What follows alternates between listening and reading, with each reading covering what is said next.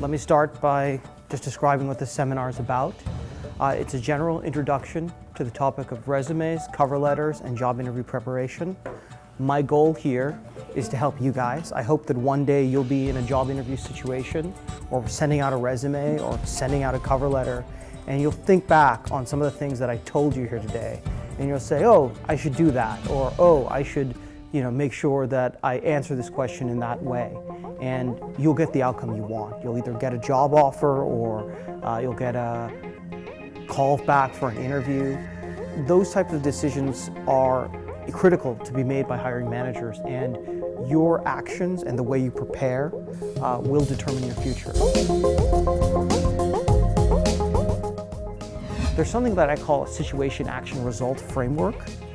That's where you describe a situation you were in, the actions that you took to resolve that situation, and then the results, preferably financial, that you had as a result of your actions. And then again, money or percentage improvements. Quantify your results. If you don't quantify results, they're going to assume you didn't have any. Always end a cover letter with a call to action. You've just spent 3 paragraphs explaining to the 2 to 3 paragraphs explaining to the hiring manager why he should call you, why you're the best candidate. But if you don't end with a definitive call to action, fine, you like me, call me, send me an email. Sometimes they won't follow through. They'll just say, oh, what a nice letter.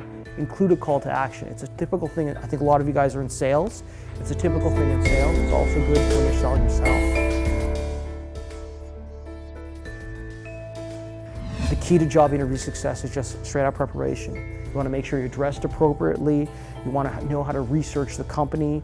You want to prepare answers to common interview questions and mention specific examples of your accomplishments in each job. And of course, don't forget to send a thank you note. You can see a copy of my book here, The Definitive Guide to Ace Your Interview and Get the Job. It's available on Amazon, also available on my website.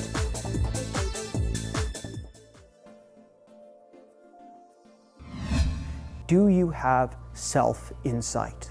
That's what they're really asking. Are you aware of your weaknesses and your strengths, and have you taken steps to improve yourself? My traditional answer for the what is your greatest weakness question is to provide an example of a weakness you had in the past.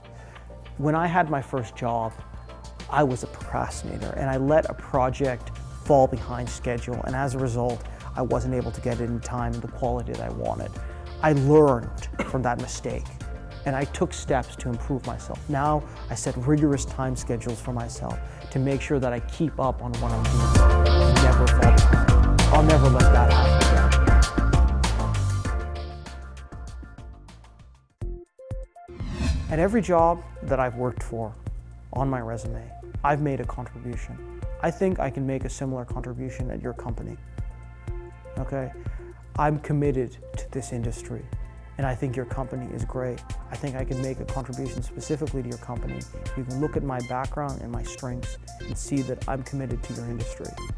The passion should come through in the voice. They say that people make emotional decisions and then rationalize them. In sales, you guys probably know that. You want to convey your emotion, your confidence, and your desire to do well in the position. And try to back it up with, citing specific things on your resume. The amount of preparation that you do is the best way to show you're a great candidate. Because when you answer those questions, they're going to know, wow, this person really knows what they're talking about. Or this person has done their homework and is ready for this interview.